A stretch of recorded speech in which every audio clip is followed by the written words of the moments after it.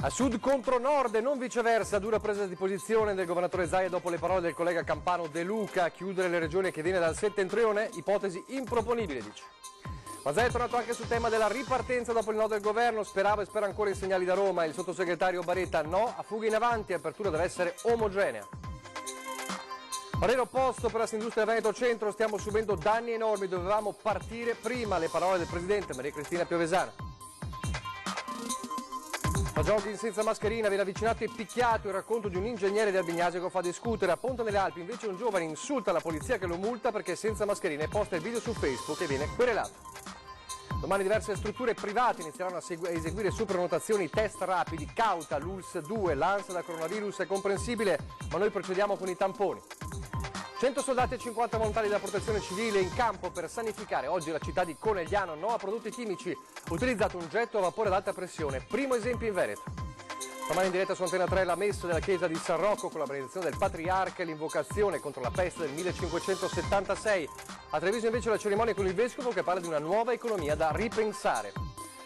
2 cuccioli di appena 20 giorni rimangono intrappolati nel tubo di drenaggio di un giardino privato a Conegliano, il salvataggio dei vigili del fuoco davanti alla mamma dei piccoli cagnolini.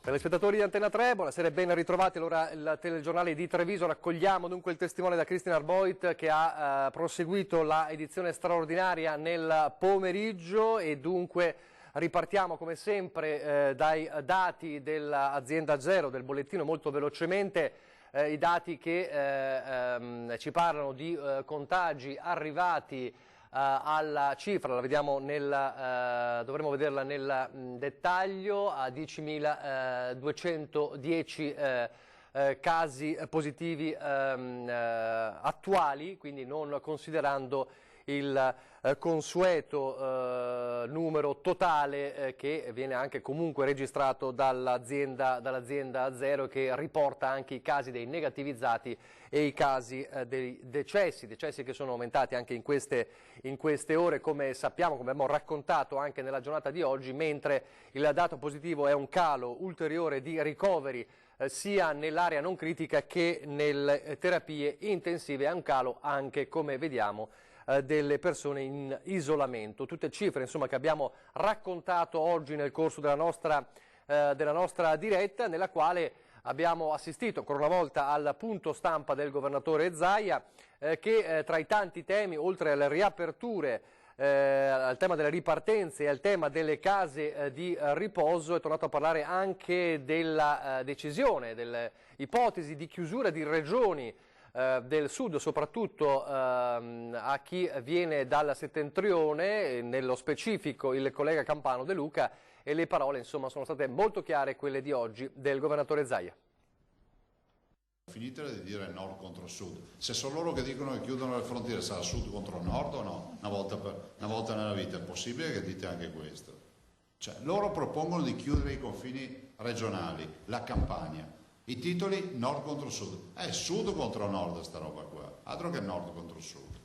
La geografia della polemica è tutta qui e disegna un'ulteriore spaccatura all'interno del panorama istituzionale italiano nella gestione dell'emergenza, regioni contro quindi, soprattutto dopo l'out-out del governatore della Campania De Luca, pronto a sigillare i confini del territorio di fronte a una riapertura anticipata del settentrione, cominciando con il blocco dei treni interregionali, una proposta shock che Zaia rispedisce al mittente ad alta velocità. Mettetevi nei panni di un cittadino che sale in treno, quindi vuol dire che i treni verranno tutti soppressi. Tutti i treni che escono dai territori regionali non hanno più senso di esistere, quindi Frecciarossa non partirà più da Milano e va a Roma, sta fermo, non c'era più nessun tipo di trasporto che potrà essere autorizzato, e quindi che proposta è questa qui? Ma i fronti aperti sono diversi, su tutti quello con l'esecutivo nazionale, l'unico soggetto realmente titolato a riaprire tramite decreto le attività produttive e commerciali, con il premier Conte che sembra non intenzionato a concedere particolari deroghe prima della data del 4 maggio, come invece trapelava fino a poche ore fa. Io speravo ci fosse qualche segnale in questo limbo che ci separa 4 maggio. Spero che qualche segnale arrivi anche prima, dopodiché immagino se no che il 4 maggio sia assolutamente la deadline, no? La linea ultima oltre la quale appunto ci siano solo che provvedimenti per le aperture. Insomma, se un'anteprima della fase 2 ci sarà, non potrà a sua volta prescindere da un decreto che allarghi le maglie dei codici Ateco. Alla Regione però resta il compito di programmare la ripartenza sul fronte della sicurezza e qui Zaia continua a non avere dubbi. Già diciamo, ottimamente riusciamo a dare una risposta con il dispositivo, cioè la mascherina è una condizione sine qua non. Quando vediamo che i 10.000, quasi 10.000 medici della sanità, degli ospedali, si sono infettati per l'1,3%, si capisce che la riapertura parte dalle mascherine, punto. E a proposito di mascherine, ha fatto il Giro d'Italia la notizia del runner pestato dal Bignasego da padre e figlio perché non indossava la mascherina mentre correva. Innanzitutto è deplorevole da condannare, punto e basta. Condanniamo assolutamente chi ha fatto l'aggressione ed è deplorevole anche chi esce senza mascherina. E vedo una persona che è uscita senza mascherina. Vuol dire che non abbiamo coscienza, che mettiamo a repentaglio la nostra salute, ma soprattutto quella degli altri. Resta l'altro fronte caldo, quello delle case di riposo, dove si è conclusa la prima campagna di tamponi, quasi 120.000 quelli effettuati, ma dove il nodo resta quello del monitoraggio continuo. La Regione su questo si dà una tempistica precisa. Tutti i giorni si entreranno nelle case di riposo a continuare a far test, quindi con un'azione di mantenimento, visto considerato che il primo giro totale si è fatto, in maniera tale che il nostro obiettivo sia quello che alla volta di 10-11 giorni si rifaccia sempre il giro, ogni 10-11 giorni. Sul tema delle riaperture, a stoppare speranze e auspici di un possibile spiraglio prima del 3 maggio, del 4 maggio è il sottosegretario all'economia Pierpaolo Baretta, intervenuto in diretta nella nostra edizione straordinaria, per il quale il nodo cruciale resta la gestione del trasporto pubblico per chi deve andare al lavoro, oltre ovviamente alla sicurezza nei luoghi di lavoro. Sentite allora le sue parole. Diciamo che è molto difficile e che serve un piano molto preciso, di due tipi: un piano che riguarda la sicurezza nei luoghi di lavoro, un piano che riguarda la sicurezza negli accessi al lavoro. La questione fondamentale sono il distanziamento e l'igiene. E allora a me pare molto necessario che anche le regioni ci assicurino che tutta la parte mobilità, i trasporti che competono agli enti pubblici, siano garantiti nelle forme di sicurezza necessarie. Attenzione a non dare messaggi che poi non possono essere rispettati. Quindi massimo di coordinamento, istanze tutte sul tavolo, però non facciamo fughe da una parte o dall'altra. E poi ci sono gli industriali. Sempre oggi abbiamo raccolto le parole del presidente dell'Assindustria Veneto Centro, Maria Cristina Piovesana, che dice: stiamo subendo danni enormi, dovevamo partire prima.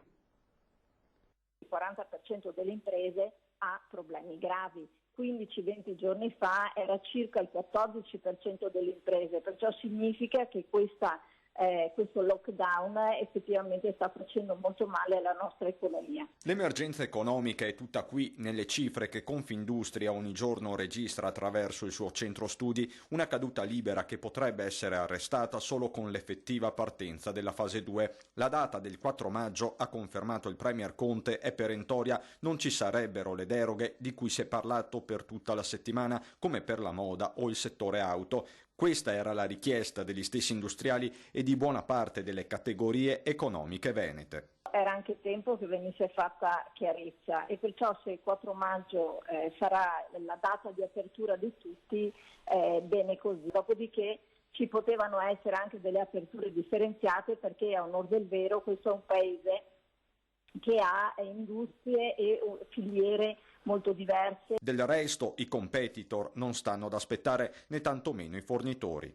Ad esempio la Germania, dove ci sono alcune filiere, alcuni concorrenti che oggi sono aperti in tanti settori, dove invece noi siamo chiusi. Questo è stato denunciato da tantissimi, raccontato da tantissimi imprenditori e da diversi colleghi che appunto hanno esperienza diretta. Resta una ripartenza comunque da programmare. Una fabbrica chiusa da oltre un mese non ritorna certo alla piena produttività in 24 ore, tante, troppe anche le variabili economiche, ma sul fronte della sicurezza, assicura Piovesana, tutto è pronto. Innanzitutto abbiamo già procurato e stiamo procurando tutti quelli che sono i dispositivi. Io per esempio, parlando della mia impresa, i dispositivi ci sono già, perciò quando le persone rientreranno effettivamente la misurazione della temperatura, le mascherine, i guanti, insomma tutto ciò che è necessario, oltre alla sanificazione da fare degli ambienti di lavoro, oltre ai dispositivi, il lavaggio delle mani frequente per chi effettivamente non indossa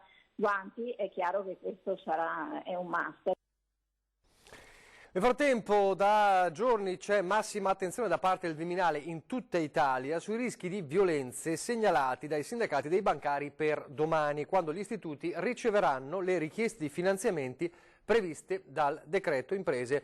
Tutti i prefetti sono stati da tempo allertati affinché sia garantito un adeguato dispositivo di sicurezza sugli istituti in un passaggio così delicato. E l'attenzione hanno spiegato da giorni al Ministero degli Interni, continuerà ad essere elevata anche in seguito. Rischio dunque di una tensione sociale. Allora anche per questo degli scenari futuri anche economici e soprattutto economici ha parlato nella sua omelia, tra i tanti temi, anche il vescovo di Treviso, Monsignor Michele Tomasi, durante l'omelia della messa dal Battistero del Duomo di Treviso che abbiamo trasmesso in diretta questa mattina. Allora un breve passaggio dell'omelia dedicato proprio agli scenari futuri, anche economici.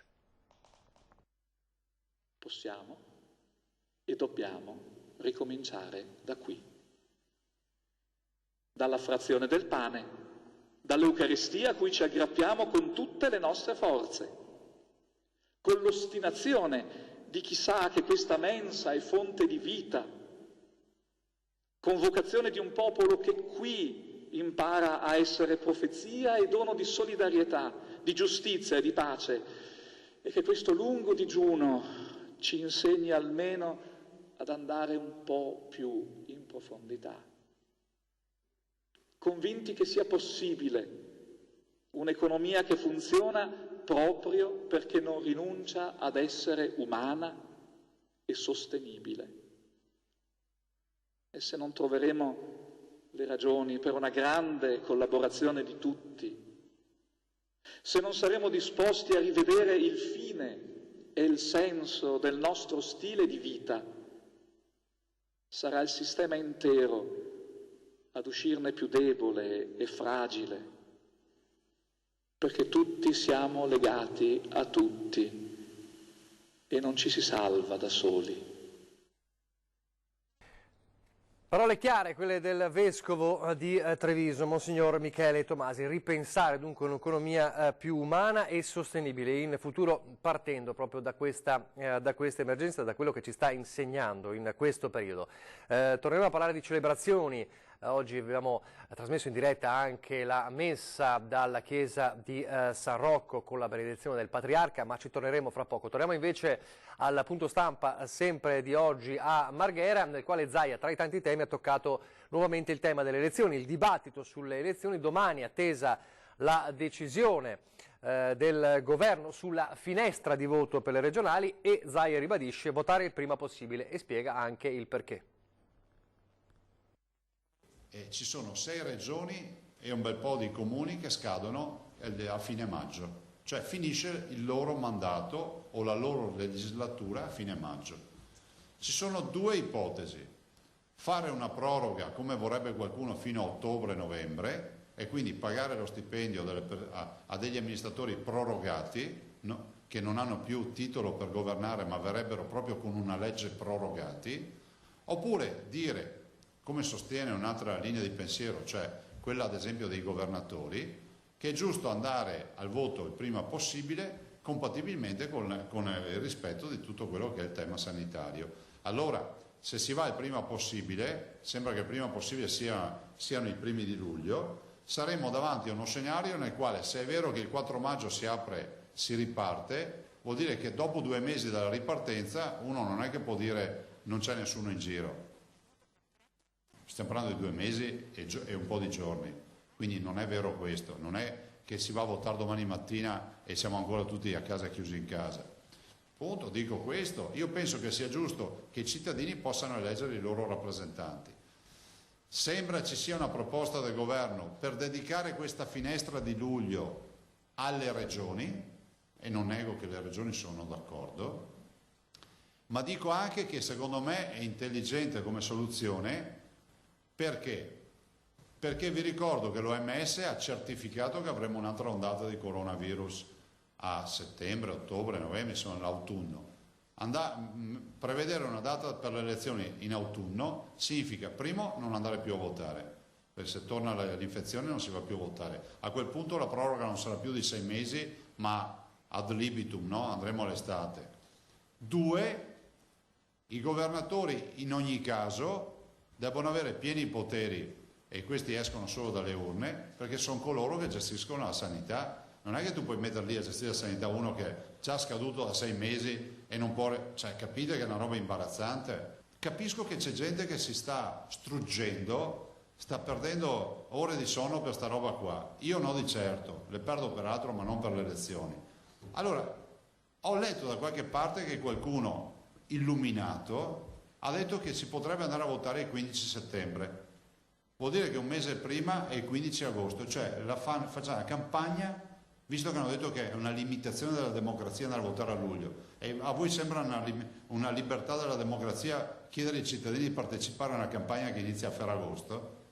Ma cioè io non so, o vivo in un altro mondo io. Oltretutto le liste dovrebbero presentarle nella settimana prima di Ferragosto.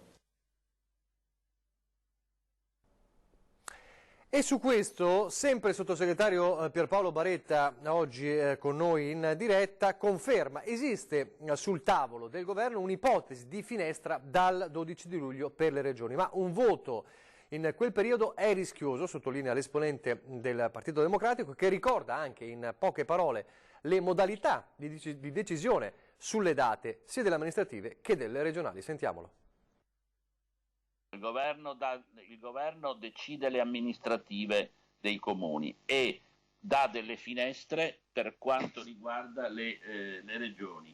Le finestre saranno, se viene confermato nelle prossime ore, la discussione che è in atto, una finestra molto ampia dentro la quale i governatori delle regioni, ognuno sulla base del giorno in cui è stato eletto e delle valutazioni che ritiene da fare, deciderà quando collocarle. Quindi il compito del governo è stabilire una finestra. Una volta stabilita la finestra, il governatore decide dentro questa finestra quando collocare il voto. L'ipotesi che le regioni possano votare a luglio è contemplata dal 12 luglio. Dipende da ogni regione sulla base delle loro scadenze. Effettivamente per il Veneto la data del 12 luglio sarebbe possibile, ma questa finestra si prolungherebbe addirittura fin quasi a novembre come margine temporale. Beh, io penso che sia un azzardo votare a luglio, lo dico con molto rispetto, perché non è solo una questione di aperture. Noi sappiamo che le riaperture saranno graduali, sappiamo che le persone si potranno muovere ancora con qualche restrizione. Sappiamo che per esempio le persone anziane è consigliato che non facciano, restino il più possibile a casa, e quindi francamente questa corsa accelerata al voto in una situazione, diciamolo con chiarezza, dove certamente il governatore Zaia non ha il problema del consenso, no? Mi pare che del tutto evidente, la trovo un po' un azzardo, sia dal punto di vista della sicurezza e della tranquillità, e sia anche dal punto di vista del dibattito democratico. Se poi si pensa che c'è il problema di una ricaduta dell'epidemia in autunno, a me pare francamente un po' presto per dare questa certezza. Non vorrei che succedesse come è successo 20 giorni fa, che è stato detto dal governatore che a metà aprile c'era il picco e proprio negli stessi giorni dice che bisogna riaprire tutto. Un po' di coerenza servirebbe. Insomma, il dibattito si infiamma, vedremo cosa accadrà nelle prossime ore, perché poi ci sarà la decisione almeno sulla finestra delle regionali e poi anche la data dell'election day per le amministrative, per le comunali. Adesso pochissimi istanti di pubblicità, poi parleremo dei test rapidi.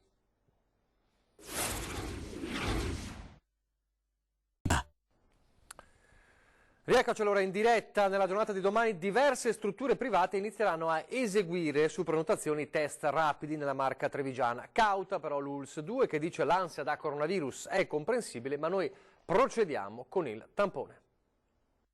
Noi siamo sanità pubblica, quindi come dice giustamente il Presidente Zaia, noi stiamo facendo, la dottoressa Russo ci ha dato un percorso degli step, quindi noi abbiamo avuto in primis tutti i nostri operatori e stiamo concludendo con tutti i nostri operatori. Poi le case di posa, i centri servizi, abbiamo concluso. L'ULSS 2 Marca trevigiana prosegue per la strada dei tamponi, quella tracciata dalla Regione. Si procede quindi con lo screening delle categorie a rischio. Stiamo facendo i centri per disabili e i centri di salute mentale, poi credo entro le fine 28 il 29 di aprile partiremo con tutte le forze dell'ordine. Ho chiesto al prefetto e lei ci ha dato una calendarizzazione, poi partiremo a farmacisti eccetera, quindi tutte le categorie considerate a rischio. Noi abbiamo questo obbligo etico ma anche ovviamente professionale. Altra storia l'esecuzione dei test rapidi da parte delle strutture private, test che va sottolineato hanno un indice di attendibilità inferiore rispetto al classico tampone. Ovviamente libero mercato è un'altra cosa, è giusto che ci sia questa ansia da coronavirus, io la chiamo, no? Quindi ognuno di noi vuole tranquillizzarsi eccetera.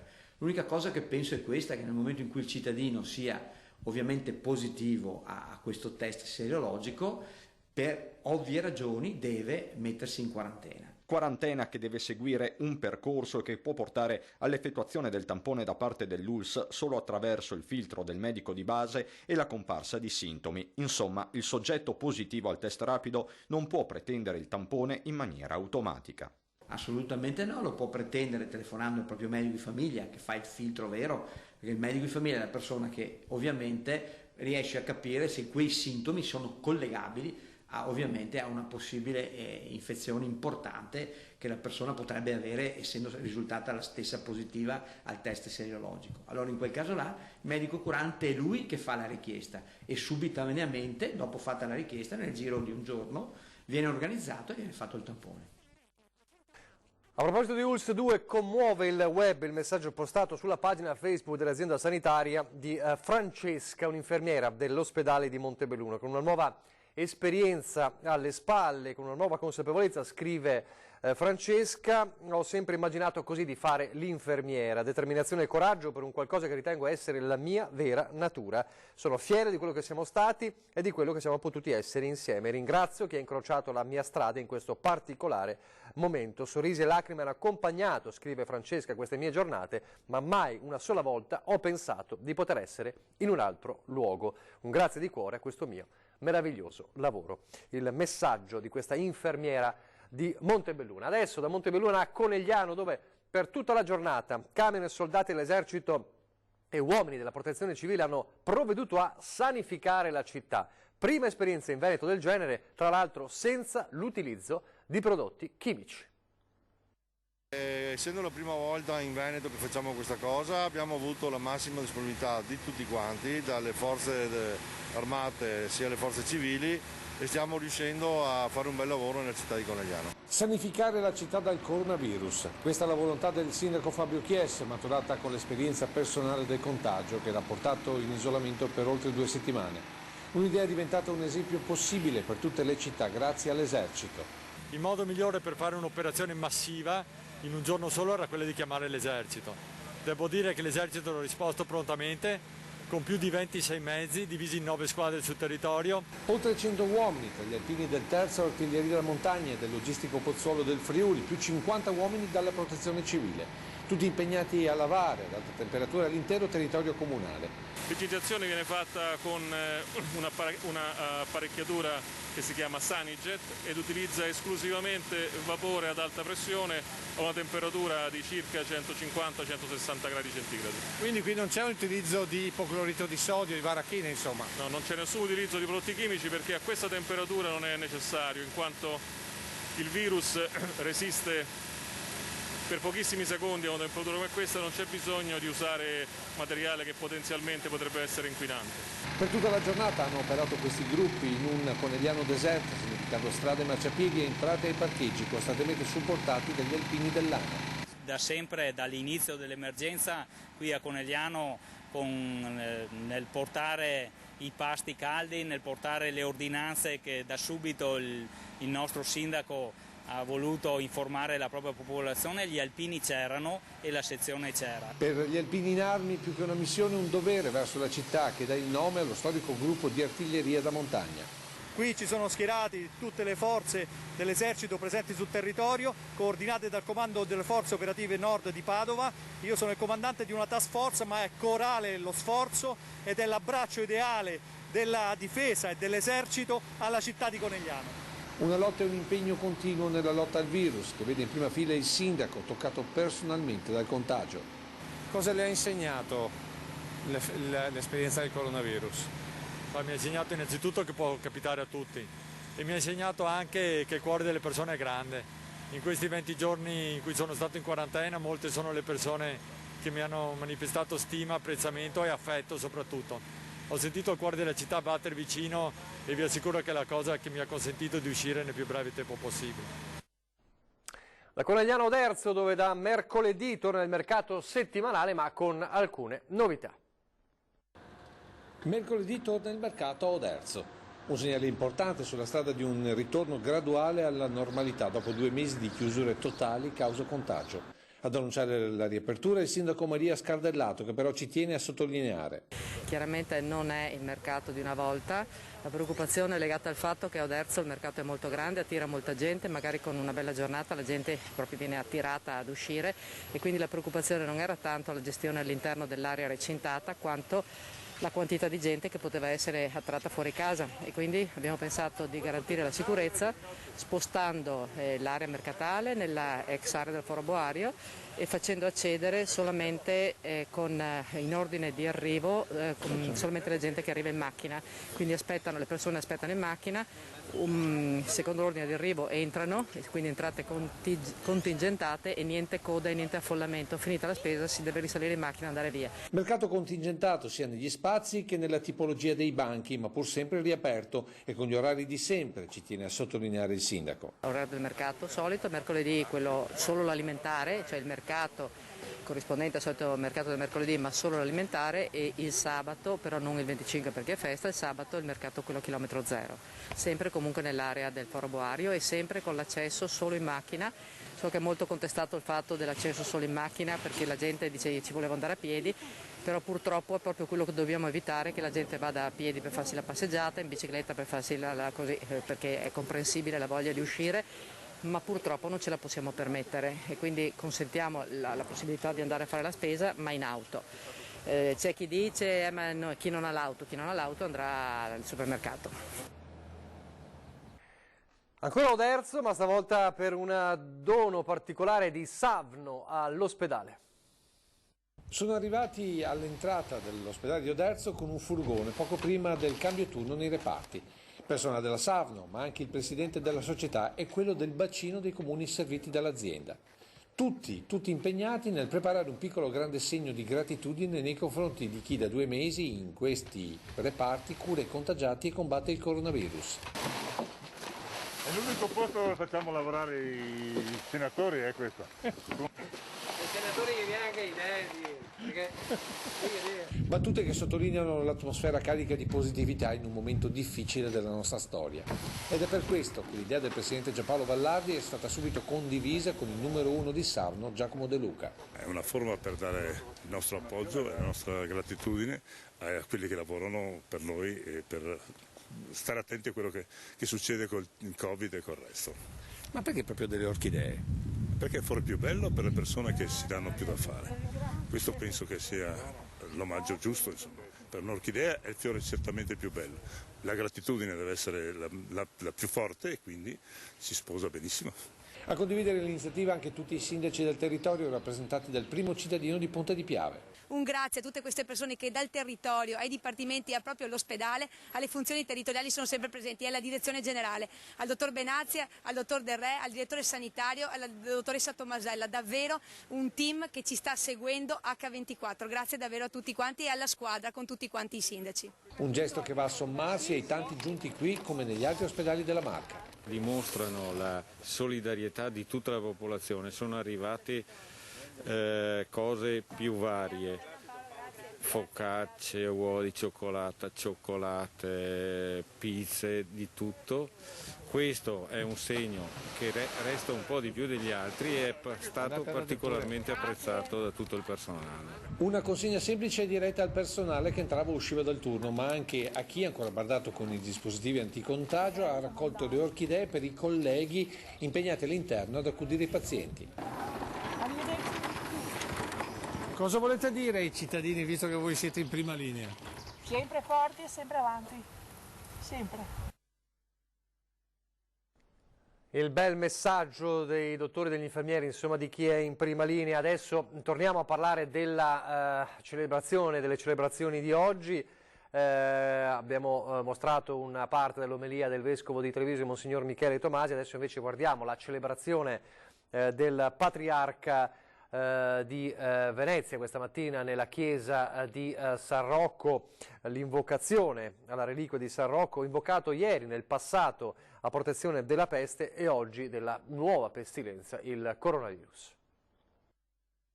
San Rocco ci aiuti e ci protegga, lui che a Venezia ha lasciato le sue spoglie mortali e a cui la nostra città da sempre è particolarmente legata. Questa è l'invocazione del patriarca Francesco Moraglia al termine dell'omelia nella messa di questa seconda domenica di Pasqua che il gruppo Media Nord-Est ha trasmesso in diretta su Antenna 3 Rete Veneta.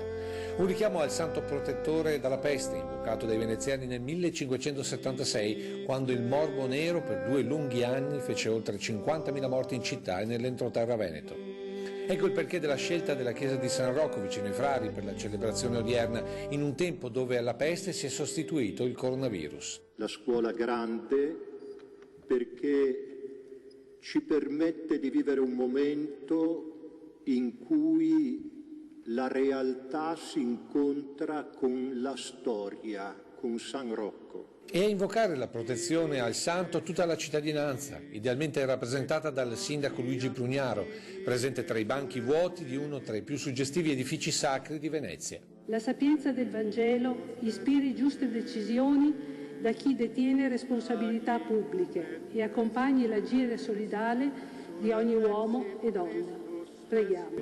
Invocazioni culminate con l'esposizione esterna della reliquia di San Rocco per l'interdizione dal contagio.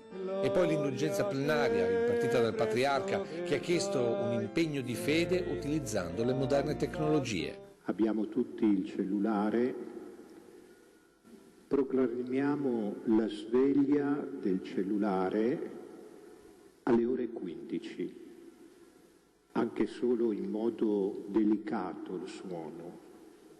È l'ora della morte di Gesù. Diciamolo in questi giorni pensando a Venezia, al Veneto, all'Italia, al mondo intero. Gesù, confido in te. A quest'ora, con fede, ogni giorno. Queste le parole del patriarca di Venezia, Francesco Moraglia, Monsignor Francesco Moraglia. Cambiamo decisamente argomento, avete sentito nel servizio di Christian Arboit il commento anche di Zaia alla notizia insomma, di cui si sta discutendo, anche di cronaca di Padova, con il caso dell'ingegnere di Albignasio che è stato aggredito e pestato perché era senza mascherina mentre faceva jogging. Da questo caso l'aggredito a quello di un giovane invece e ci spostiamo nel bellunese, che insulta la polizia e deride la polizia perché lo multa proprio perché è senza mascherina. È successo a Ponte nelle Alpi stamane, il ragazzo poi ha postato il video su Facebook moltiplicando di fatto i commenti negativi di altri utenti contro le forze dell'ordine. Per questo il segretario regionale del sindacato di polizia FSP Marco Ciolina ha annunciato querela nei confronti del ragazzo e di tutti coloro che hanno scritto poi i commenti giudicati diffamanti. Allora ecco il video in questione.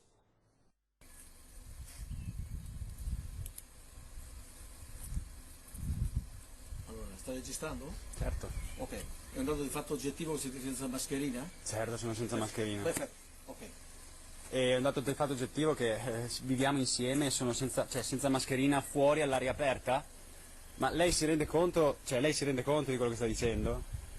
L'importante è che ci rendiamo conto tutti. Ma lei si rende conto della sua capacità di ragionamento in questo senso? L'importante è che ognuno si renda conto della propria capacità di ragionamento. Certo, essendo... Certo, quindi mi devo rendere conto della mia essendo fuori all'aria aperta senza mascherina. Trogloditi, zio. Guardate che belli che sono. Guardate che belli che sono. Guardate, questi sono proprio loro. Sono bellissimi. Sono proprio belli. Belli. Bravi, belli. Questo accadeva a Ponte nelle Alpi questa mattina. Un'altra notizia invece riguarda il meteo di quello che accadrà nelle prossime ore, perché il centro funzionale decentrato della Protezione Civile del Veneto avvisa che dalle prime ore di domani e fino a mercoledì 22 aprile si segnalano sulle penire e sulle zone prealpine venti dal nord-est a tratti anche forti sulla costa e su alcune aree prealpine occidentali. Quindi c'è uno stato di attenzione per vento forte nelle prossime ore, anzi fino a mercoledì. Un'altra notizia invece a lieto fine. Il salvataggio ieri sera prima delle 22 a Collalbrigo, e torniamo dalla Marca, frazione di Conegliano, di due cuccioli di pincher di 20 giorni che erano rimasti incastrati in un tubo di drenaggio di un giardino privato. Nel tubo, lungo una quarantina di metri, i vigili del fuoco li hanno trovati a una distanza di circa 6 metri dall'ingresso con una sonda. Poi si è proceduto a scavare alla giusta profondità e a distanza fino a quando è stato individuato la traccia e si sono potuti sfilare i due cuccioli che non vedevano l'ora di tornare dalla mamma, che era sempre lì presente, di fatto ha vissuto insieme ai vigili del fuoco il salvataggio dei suoi due cuccioli. Fortunatamente è andato tutto bene. Adesso la nostra rubrica, siamo quasi in chiusura dei bimbi in TV e allora continuano ad arrivare i vostri video per raccontare le giornate dei vostri bimbi. Allora vediamo qualche video di oggi.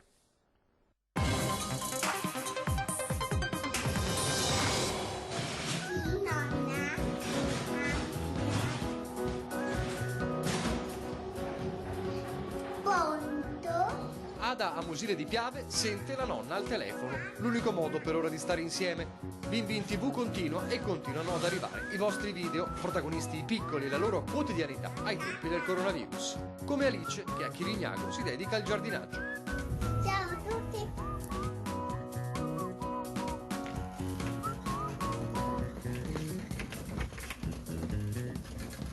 Un'altra Alice, ma stavolta a Casierra, approfitta del giardino e con la mamma scende in campo per una partita a bocce.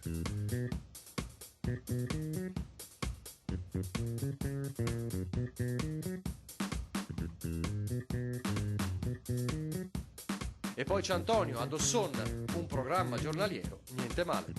Sono Antonio Bianchi, ho quasi 9 anni e vivo ad Ossonna. Per combattere il Covid-19 cucino e poi alleno, faccio il telecronista, vorrei schifare dentro Cristiano 1-0, questi sono i gol della Juve, Fabio. E compiti.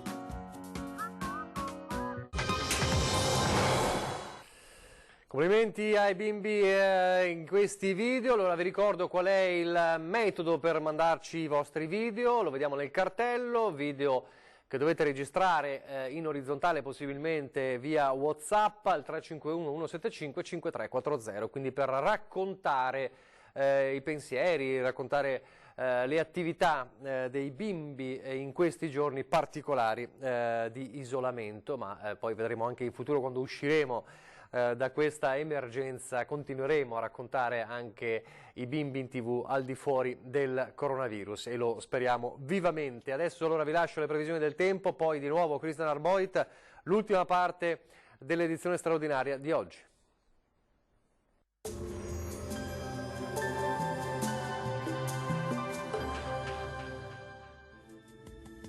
Ben ritrovati al meteo. Una perturbazione si avvicina all'Italia e interesserà anche parte del nostro territorio nella giornata di lunedì 20 aprile. Diamo uno sguardo più approfondito alla situazione meteorologica. Sul Veneto cielo molto nuvoloso e spesso coperto, con precipitazioni più probabili, vedete, sui settori occidentali e meridionali della nostra regione, nonché sulle zone montane. Sarà in genere più asciutto invece altrove. Temperature in calo, minime tra 7 e 12 gradi, valori massimi invece tra i 16 e i 18 gradi all'incirca. Ci spostiamo ora sul Friuli Venezia Giulia, anche qui molte nubi con cielo coperto, qualche acquazzone sarà possibile sui rilievi. Temperature minime tra 8 e 12 gradi, massime tra i 17 e i 18 all'incirca. Poche novità infine sul Trentino Alto Adige, qualche pioggia sui settori meridionali della nostra regione, sarà più asciutto invece altrove. Temperature minime tra 10 e 12 gradi, massime sui 19 all'incirca. Dal meteo di Antenna 3 per ora è tutto, grazie per l'attenzione e arrivederci.